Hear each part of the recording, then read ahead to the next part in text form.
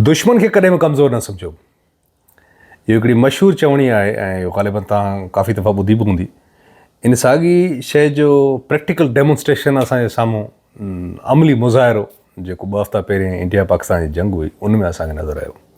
हिंदुस्तान जेको पाकिस्तान खां ॾहों ते आबादी में वॾो मुल्क आहे, जंहिंजी इक़्तिसादी सूरत हाल, उनजी आर्मी, उनजी एयरफोर्स, उनजी नेवी पाकिस्तान खां ऑलमोस्ट ॿीणी खां वधीक तादाद में आहे ऐं उनजो बजट वॾो आहे, इकॉनमी वधीक स्ट्रॉन्ग आहे। तंहिं बावजूदि हिकिड़ी नंढड़ी चुक थी वई हिंदुस्तान खां, उहो इहो त हुन सम्झो पिए त असां वेड़े वठंदासीं पाकिस्तान खे ऐं उहा ई शइ उनखे नुक़सानु ॾिनो।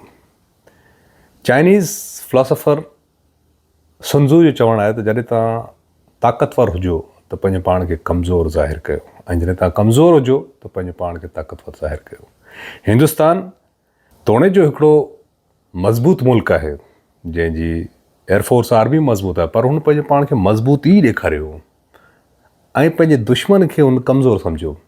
यानी हुन सोचियो त असां अंदरि घिड़ी ऐं कमु तमामु करे विझंदासीं, को मसइलो ई कोन्हे। ऐं उहा ई उनजी ग़लती हुई जेको उनखे मुंहं जी खाइणी पई। आउं चाहियां थो त तकड़ में आउं तव्हांखे सॼियूं शयूं ॿुधाए वठां। 22 अप्रैल पोएं महीने ते कश्मीर में पहलगाम जे इलाइक़े में हिकिड़ो हमिलो थिए थो, दहशतगर्द हमिलो, जंहिंमें काफ़ी मासूम माण्हू मारिजी वञनि था दहशतगर्द जे तरफ़ां, ऐं जंहिंजी काफ़ी हद ताईं निंदा बि कई वई। पाकिस्तान जे कंहिं बि माण्हू उनखे सेलिब्रेट कोन कयो। ऐं उनखां पोइ हाणे छो जो पाकिस्तान जी तारीख़ में ईअं रहियो आहे त अहिड़ियूं तंज़ीमूं जेके कश्मीर जी आज़ादी में इन्फिल्ट्रेट कंदियूं रहियूं आहिनि ऐं उनजो हिसो रहियूं आहिनि, सो उहो हिकिड़ो बैगेज ऑफ हिस्ट्री त रहियो आहे। इन जे करे ई पाकिस्तान ते उहो तारीख़ जे तनाज़ुर में रखी करे हिंदुस्तान इल्ज़ाम लॻायो त भई तव्हां ई इहो बि हमिलो तव्हां ई करायो हूंदो। पर उन हमले जे आड़ में वञी ऐं कंहिं मुल्क ते हमिलो करे छॾणु, इहो आउं सम्झां थो हिकिड़ी मिसकैलकुलेशन थी आहे इंडियन गवर्नमेंट खां। बहरहाल उनजे 15 ॾींहंनि खां पोइ असां ॾिसूं था त 7 तारीख़ ते हिंदुस्तान जी एयरफोर्स तरफ़ां हमिलो कयो वियो। हाणे छो जो पाकिस्तान जो मुल्क त इंडिया खां ॾहों ते नंढो आहे, पर उनजी आर्मी ऐं उनजी एयरफोर्स अधु जे बराबरि आहे। यानी जेकॾहिं 12-13 लख आर्मी हिंदुस्तान जी आहे त 6 लख पाकिस्तान जी बि आहे। जहाज़ जेकॾहिं 500-550 उन्हनि वटि आहिनि फाइटर प्लेन्स, त 250 खां पोणा 300 या 300 खनि पाकिस्तान वटि बि आहिनि। सो पॉपुलेशन जे हिसाब सां आर्मी जो बैलेंस तक़रीबन 1:2 आहे। सो इहो हिकिड़ो फ़र्क़ु आहे। बहरहाल हमिलो करे थो बकोल उन्हनि जी तरफ़ सां दहशतगर्दनि जे ठिकाणे ते हमिलो कयो। ऐं ख़ैर बहरहाल उहो हमिलो एतिरो अचानक हुयो जंहिंमें काफ़ी मिसाइल्स जेकी क्रूज़ मिसाइल्स हुया, जंहिंमें ब्रह्मोस हुअनि ऐं ॿिया अहिड़ा काफ़ी मिसाइल्स हुया जेके हिट कयो, जंहिंमें सरगोदा हुयो, कोटली या अहिड़ा इलाइक़ा हुया, आज़ाद कश्मीर जे कुझु इलाइक़नि में बम किरिया। उन जे जवाब में पाकिस्तान छो जो ऑलरेडी त रेडी हुयो, उनजी एयरफोर्स बकोल पाकिस्तान जी तरफ़ सां 5 जहाज़ किराए विधा आहिनि, जंहिंमें 3 रफ़ाइल बि हुया। रफ़ाइल बाय द वे तमामु हिकिड़ो मॉडर्न एयरक्राफ्ट आहे जेको फ्रांस खां वरिता हुआ हिननि इंडिया वारनि। जॾहिं त उहो $250 मिलियन जो जहाज़ आहे, जॾहिं त असारो जेको J-10 आहे जेको चाइना खां वरितलु आहे, उनजी क़ीमत को $30-35 मिलियन आहे। ऐं किराइण वारो जेको मिज़ाइल हुयो दैट वॉज़ PL-15। हिन PL-15 जी बि हिकिड़ी अलॻि स्टोरी आहे, उहो पाण अॻे कंहिं वीडियो में ॿुधाईंदासीं। त PL-15 हिकिड़ो ई हूंदो आहे एक्सपोर्ट क्वालिटी जो, ॿियो वरी चाइना वारनि जेको पाकिस्तान खे ॾिनो दैट इज़ ओनली PL-15। हाणे PL-15 ई जेको एक्सपोर्ट क्वालिटी वारो आहे उनजी रेंज आहे 150 किलोमीटर, माना 140-145 किलोमीटर आहे।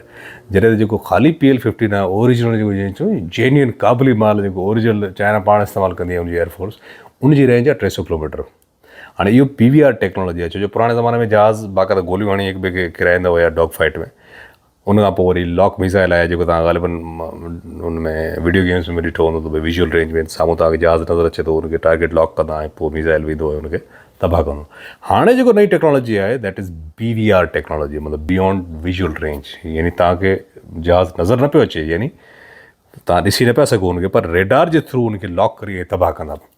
सो इंडिया वारनि खे इहो ग़लतफ़हमी हुई त असां ओड़े पासे इंडिया वारे पासे ई असां अटैक करी ऐं वापसि मोटी ईंदासीं। जॾहिं त पाकिस्तान वटि छो जो शइ सफ़ा ताक़तवारी हुई, जंहिंजी रेंज जेको आहे सो 300 किलोमीटर हुई, उन्हनि खे ग़लतफ़हमी हुई त 150 किलोमीटर असां 200-250 किलोमीटर ते ई रहंदासीं। हाणे जेको हिट थियो आहे उहो तक़रीबन चवंदा त 200 किलोमीटर ते हिट थियो आहे रफ़ाल जेको उन्हनि जो 2 किरिया आहिनि, 3 बल्कि। सो हिकिड़ो किरियो, ॿियो किरियो, टियों किरियो, वरी हिकिड़ो सिखोए बि किरियो आहे, 2 MiG-29 बि किरिया आहिनि। बहरहाल उहो पहिरें ॾींहं ते इहो सॼो ऑपरेशन सिंदूर जेको हुननि लॉन्च कयो आहे, ऐं सम्झां थो जेकॾहिं उते बस करी वञनि हा त पोइ उहो हिकिड़ी कामयाबी हुई। पर इन्हनि सोचियो त न, असां वरी जेको आहे सो थोरो अञा दाबो वधीक कंदासीं, डिटेरेंस जंहिंखे अंग्रेज़ी में चऊं। सो उहो डिटेरेंस मेंटेन उन्हनि जी त न थी, अलबत्ता पाकिस्तान उन्हनि जी थी वई। कीअं त हिकिड़ो त उन्हनि पंहिंजे जहाज़ कराए वरिता ऐं पाकिस्तान जो बि हिकिड़ो बि नुक़सानु कोन थियो।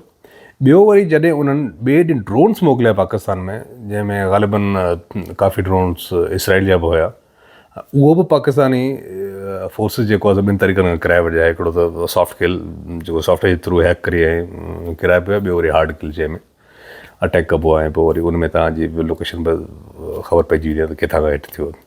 सो कोशिशि करे आबादी जे भरिसां जेके बि ड्रोन्स हुया, असां हाणे उमरकोट जे भरिसां बि कुझु किरिया।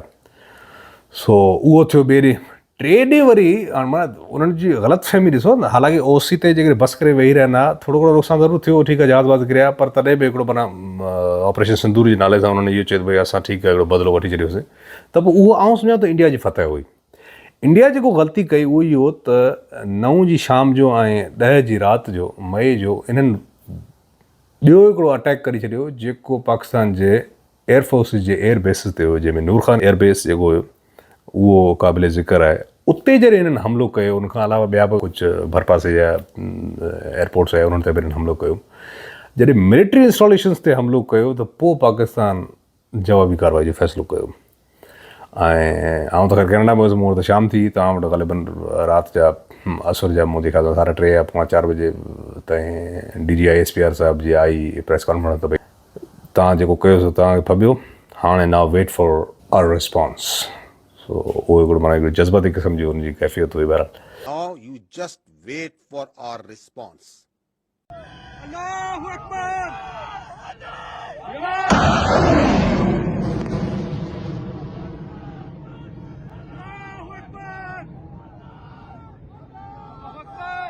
उनखां पोइ जॾहिं पाकिस्तान ऑपरेशन बुनियान अल मरसूस जो आगाज़ कयो त उहो इलाही ब्रूटल हुयो। मतिलबु इंडिया खे उनजी एक्सपेक्टेशन न हुई त एॾो ख़तरनाक क़िस्म जो उहो रिप्लाई कंदा। ऐं दैट वॉज़ द रीज़न त विदिन 17-18 कलाकनि जे अंदरि अंदरि सीज़ फायर जो हुकुमनामो अची वियो प्रेसिडेंट ट्रंप जे तरफ़ां। हाणे हिते काफ़ी माण्हुनि जो इहो ख़्यालु आहे, इंडिया पाकिस्तान ॿिन्ही पासे, छो जो ॿई मुल्क अहिड़ा आहिनि जंहिंमें आवाम जो ॾाढो हिकिड़ो जज़्बाती क़िस्म जो कनेक्शन हूंदो आहे पंहिंजी आर्मी सां। ॿिन्ही पासनि जो इहो चवणु त असां खटे वियासीं, पाकिस्तान जो चवणु इहो असां खटे वियासीं, हिंदुस्तान जो चवणु असां खटे वियासीं।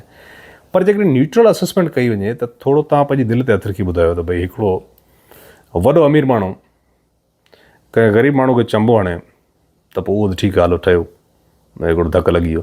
पर जेकॾहिं उहो ग़रीब माण्हू अमीर माण्हू खे चंबो हणे, हालांकि चंबा ॿिन्ही जा हिकिड़ा हिकिड़ा हुया, पर जो ग़रीब माण्हू अमीर खे चंबो हयो आहे that is not a stalemate, मतिलबु उहो बराबरी न आहे। इन जो मतिलबु इहो आहे त उहो ग़रीब माण्हू हावी थी वियो आहे। छो पाकिस्तान वटि सची ॻाल्हि इहा आहे त हलूं ई पाण माना उधर ते त हलूं पिया, IMF जे कर्ज़ आहे उहो सिस्टम। उन बावजूदि एतिरो ख़तरनाक क़िस्म जो रिप्लाई जंहिंजे थ्रू उहो सीज़ फायर जे लाइ एग्री थी वियो आहे, लिहाज़ आउं सम्झां त मुंहिंजो पर्सनली ख़्यालु इहो आहे त पाकिस्तान जो पलड़ो भारी हुयो ऐं स्पेशली एयरफोर्स जो।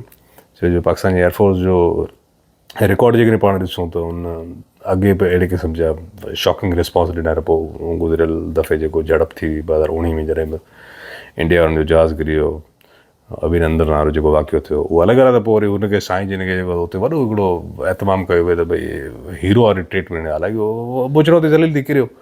सो चवण जो मक़सदु इहो आहे त हीउ सॼो जेको पस मंज़र थियो, इन में हिकिड़ो वॾो नुक़सानु जेको थियो आहे उहो इहो त मोदी साहिब जी जेको BJP आहे उनजो ग्राफ इलाही हिंदुस्तान में किरी पियो आहे ऐं कांग्रेस जी त आला ॿुधी, छो जो कांग्रेस जो ग्राफ जेको डाउन थियो पियो उहो वरी हाणे वापसि रिवाइव थिए पियो। पाकिस्तान में सूरत हाल इहो थी वई आहे त PTI खे साइड लाइन करण खां पोइ आर्मी जे लाइ आवाम जी नज़र में थोरो मिड़ी जेको उणतुण हुई उहो वरी हाणे सफ़ा क्लियर थी वई। यानी हाणे हर माण्हू पाकिस्तान आर्मी ज़िंदाबाद ऐं उहो बि चए पाकिस्तान में, जॾहिं त PTI वारा वीचारा रुली विया, छो जो सूरत में त अॻे हुया, मथां वरी इहो चकर थी वियो। सो इहो सूरत हाल आहे। पर बहरहाल ओवरऑल इन सॼे मामले में असांखे सिखण लाइ इहो थो मिले त भई कॾहिं बि दुश्मन खे कमज़ोर न सम्झो ऐं ॿियो जेकर तव्हां ताक़तवर आहियो त पंहिंजे पाण खे एतिरो ताक़तवर ज़ाहिर न कयो ऐं ईअं ई जेकर कमज़ोर आहियो त पोइ पंहिंजे पाण खे कमज़ोर ज़ाहिर न कयो, ताक़तवर ज़ाहिर कयो। जेकर ताक़तवर आहियो त पोइ कमज़ोर ज़ाहिर कयो। So that is the strategy. I hope कि अॼु कोई वीडियो तव्हांखे पसंदि आयो हूंदो। This is Aftab Rahmo signing out from Cold Lake Canada. जिते हुजो ख़ुशि हुजो, आबाद हुजो, सिंध सलामत, साथ सलाम। Thank U.